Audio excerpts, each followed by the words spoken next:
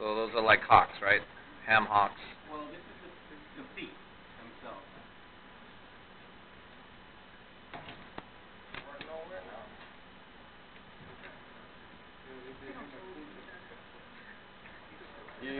Somebody kick on the fans. It's getting a little hot in here, guys. The ham first. Okay. Comes from the rear. I mean, obviously, the ham shoulder is up here before the butt. There's a reason why they call it a butt. I was reading about it the other day, actually. I'll tell you in a minute.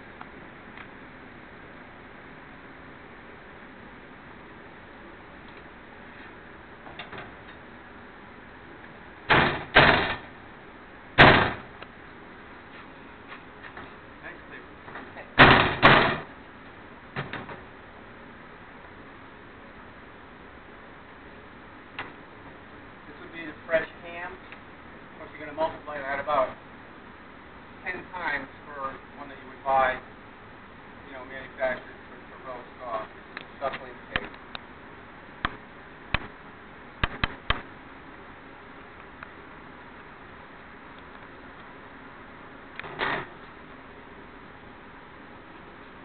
So, kick that door open over there.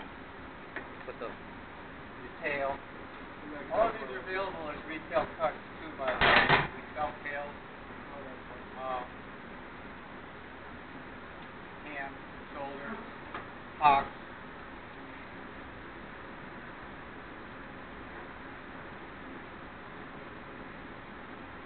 Shoulder blade is right in here. You take the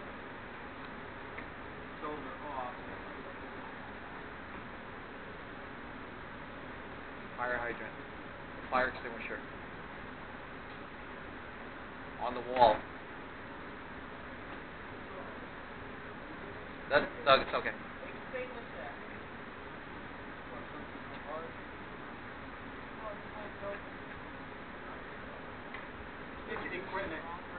Decent equipment, you can do all of this. If it's separated into Primal just with a knife. You really don't need saws or band saws or anything like that. They do come apart fairly easily. This is from the front, which is the whole shoulder. This would be the pork butt. We'll take the skin off. And this is the pork shoulder. Now the butt, when they use in the days before refrigeration, they'd be salted and they'd be put into, this is what I read the other day, very large casks, like they would ship wine or corned beef or anything like that. They salt it down and they put it in these big wooden casks, and those were called butts. That's what the container was called. Wow. So this became a euphemism for this particular cut of meat. It has nothing to do with coming from the rear end of the animal. The butt comes from the shoulder. This would be a picnic shoulder, which you see, they make smoked shoulders, and that's what they call it, a picnic shoulder. Pork butts are usually sold skinless, and you can buy them either boneless or on bone.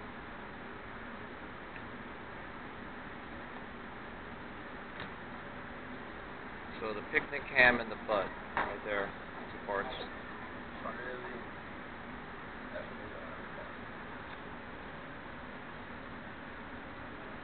This is the hard part right here, because I can't break this with a knife. I'm going to try.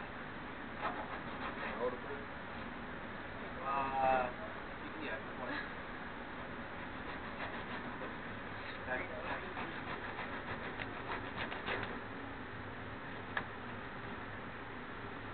Don't let go, Kenneth. Come on. Let's go from there.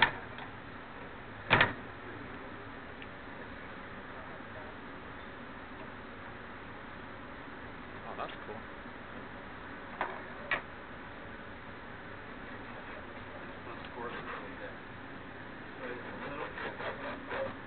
You do have to get through a bone like this on an animal that you're breaking down in your kitchen. That cleaver. Yes, I'm exactly like that one. Do it with the arch up. There you go.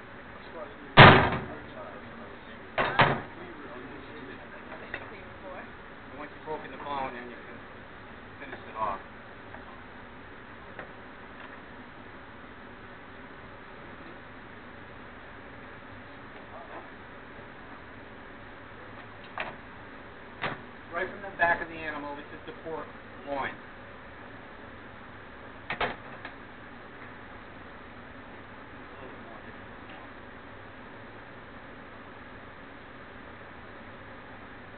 So if you had like an animal that was like 300 or 400 pounds, so you'd use a bandsaw, right, for that? I would use a bandsaw. Okay. This would weigh 18 to 20 pounds 18 to 20. on a full-size pig. Okay. Not 3. These are almost always sold skinless. There are places that you can get some skin on from. This is where your pork chops will come from, loin cut pork chops, rib cut pork chops, French pork chops. So now you guys are asking me in class, right, lecture, like why you have all those fabricated meats. So now he's telling you exactly what they are. You guys understand now?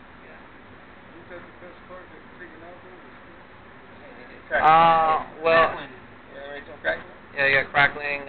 What is that also called? The what is that fried skin?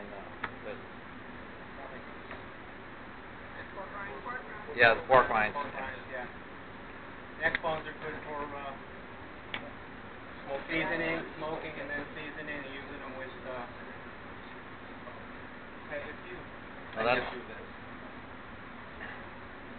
Ben, that's the tenderloin, right? Right there. This is the pork tenderloin. Right. Here. Okay. Now I can pull that if you really want to see it.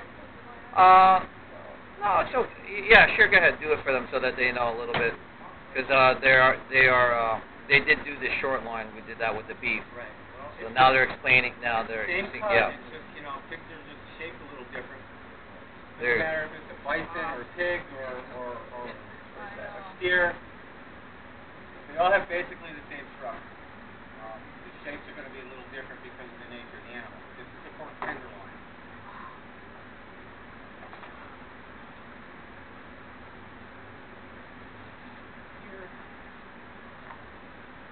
Okay. Now, I could have cut this. If I get this through this, you would see with the tenderloin in there, it would look like a little T-bone steak. yep, that's where you get your T-bone steaks from. Or your porterhouse. Your pork loin, your pork porterhouse steak Yep. will come from here. Only you get down to the rib. The rib. Not good. No.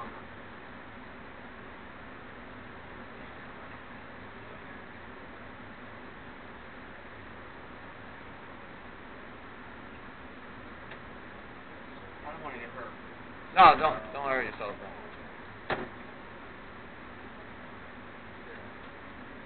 So that's These are the individual ribs. There is a joint right here at the spine where, if you're careful, you can get through it. But if I'm doing it on a larger animal, it doesn't cut as easily because it gets harder as they get older.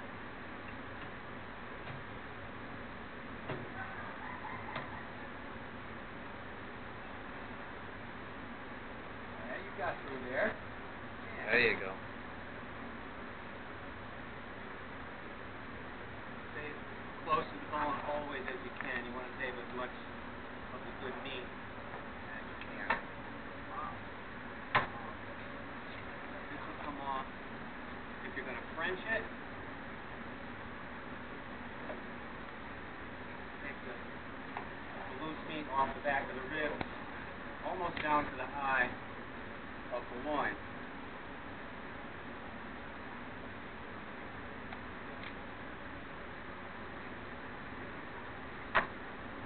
In between each rib, take this meat out. It's a lot easier on a bigger animal.